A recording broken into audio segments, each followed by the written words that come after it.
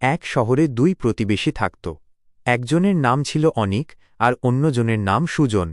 দুজনেই একই কোম্পানিতে কাজ করত এবং প্রায় একই রকম বেতন পেত।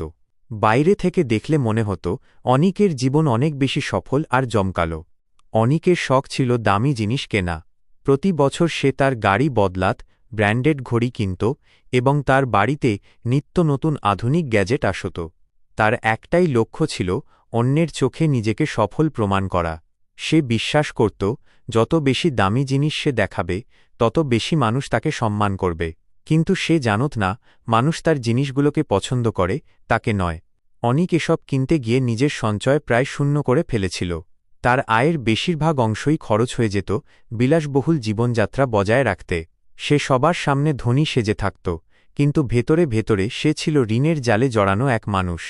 অন্যদিকে সুজন ছিল একেবারেই আলাদা। তার জীবন ছিল খুব সাদামাটা। সে একটি পুরনো গাড়ি চালাত এবং তার বাড়িতে কোনো অতিরিক্ত বিলাসিতা ছিল না। অনিক প্রায় সুজনকে নিয়ে ঠাট্টা করত, কিন্তু সুজনের একটাই দর্শন ছিল, সম্পদ হল অদৃশ্য। সে বিশ্বাস করত সত্যিকারের সম্পদ চোখে দেখা যায় না।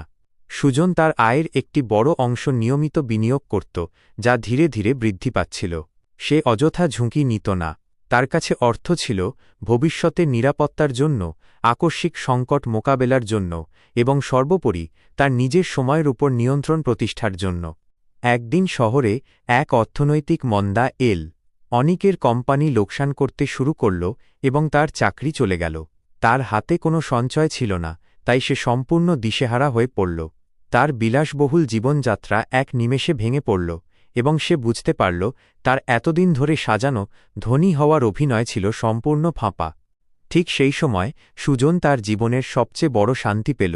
তার কাছে প্রচুর সঞ্চয় ছিল, যা তাকে চাকরি না থাকলেও বেশ কিছুদিন স্বাচ্ছন্দ্যে জীবনযাপন করতে সাহায্য করল। সুজন তার নিজের কাজের পাশাপাশি তার বিনিয়োগ নিয়েও কাজ শুরু করল, যা তাকে নতুন করে কিছু করার সাহস দিল। অনিক তখন বুঝতে পারল সুজন তার চেয়ে অনেক বেশি জ্ঞানী ছিল। আসল সম্পদ দেখা যায় না, সেটা হলো এমন এক মানসিক অবস্থা যা আপনাকে লোভের হাত থেকে বাঁচিয়ে রাখে। সুজন কোনোদিন বড়লোক হতে চায়নি, সে শুধু আর্থিক স্বাধীনতা চেয়েছিল। আর সেই স্বাধীনতার মূল্যবোধই তাকে প্রকৃত ধনী বানিয়েছিল।